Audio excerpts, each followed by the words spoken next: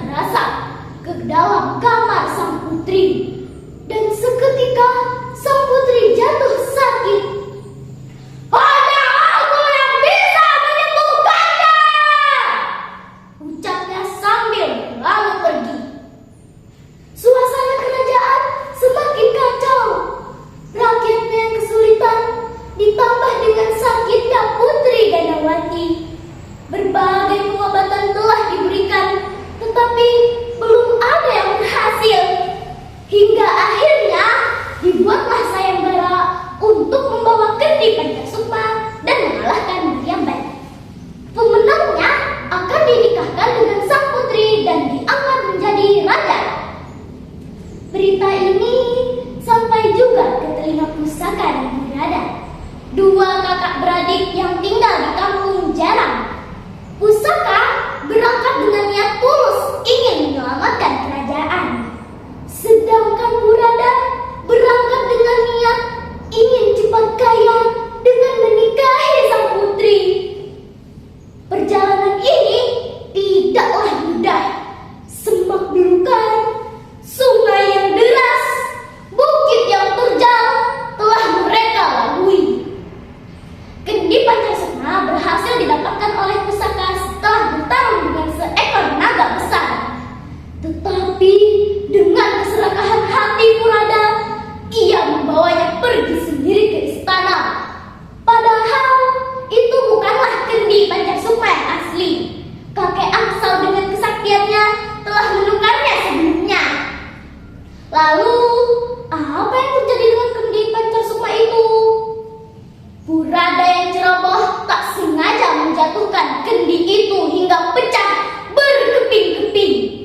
Ia pun panik dan tak jadi pergi ke kerajaan. Sesampainya di istana, Pusaka menghadap raja. "Paduka, hamba kemari ingin menyerahkan Kendi Pancasukma."